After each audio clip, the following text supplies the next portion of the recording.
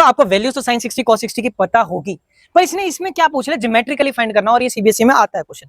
चलो फिर करते हैं। अच्छा, मैंने ये वैल्यू क्यों लिखी है और कोई वैल्यू क्यों नहीं लिखी? क्योंकि 60 और 30 के लिए अब हमारे पास एक प्रोसेस है, वो कौन सा होता है, इक्विलेटरल ट्रायंगल। कौन सा ट्रायंगल लेना है आपको? Equilateral triangle.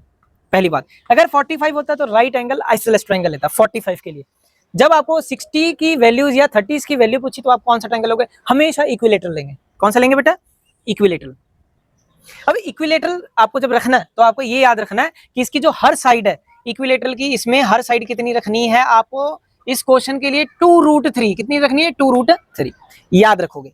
यहाँ पे फिर मैंने 2√3 कर दिया, यहाँ पे मैंने 2√3 कर दिया। अच्छा, एक प्रॉपर्टी होती है, क्या प्रॉपर्टी होती है कि अगर आप यहां से एंगुलर बाइसेक्टर बनाओगे ना, एंगुलर बाइसेक्टर, बीच में से एकदम से एंगल को बाइसेक्ट करते हुए आगे लाइन लेके जाओगे, इन केस ऑफ आइसोलेस और इक्विलेटरल ट्रायंगल, तो बेस को वो दो इक्वल पार्ट्स में बाइसेक्ट कर देता है।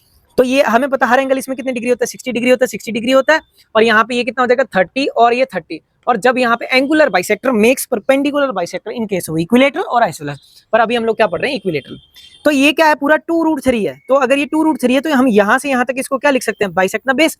तो 2√3 के दो इक्वल पार्ट्स करोगे, अगर 2√3 के दो इक्वल पार्ट्स करेंगे तो √3 इधर हो जाएगा और √3 आपका इधर हो जाएगा। होप आप सभी को ये भी बात क्लियर होगी। ये 2√3 ये √3 और ये √3 है। एंगल्स की भी बाइसेक्शन हो गई, तो यहाँ पे ये 90 डिग्री है हमारे पास, ये भी क्या है हमारे पास? 90 डिग्री है। तो ये होगा P हो गया, ये होगा Q हो गया, और ये R पॉइंट हो गया, और ये S पॉइंट हो गया। क्लियर है? अब बात है कि हमें ये पता होगा तो काम बनेगा। अब इस पे ट्रिपलेट लगा दो, इस इतने पार्ट पे आप क्या लगा दोगे? पाइथागोरन ट्रिपलेट लगा दोगे, थ्योरम। ट्रिपलेट भी बोल सकते हो, वैसे ट्रिपलेट ही है वो। तो यहाँ पे 3 आना चाहिए उस अकॉर्डिंग, ठीक है, क्योंकि 6। चलो बताते हैं आपको पहले सिंपल तरीके के साथ। तो इस लाइन का स्क्वायर करोगे, पी क्यू का स्क्वायर किसके इक्वल हो जाएगा? इस लाइन का स्क्वायर पी आर का स्क्वायर प्लस ये क्यू आर का स्क्वायर होगा। क्या होगा? क्यू आर का स्क्वायर होगा। पी क्यू आप सभी,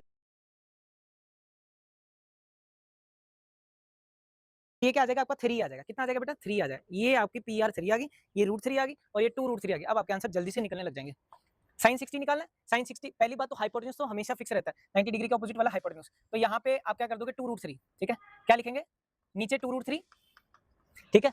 यहाँ पे 2√3, इसमें भी 2√3 नीचे, ठीक है। cos 30 लोगे तो भी नीचे एक, ये तो फिक्स ही रहेगा 2√3। और ये भी क्या आ जाएगा? ये इसमें नहीं होता, परपेंडिकुलर बाय बेस होता है ये तो। साइन 60 के ऑपोजिट वाला क्या होगा? परपेंडिकुलर। परपेंडिकुलर क्या है? 3 है।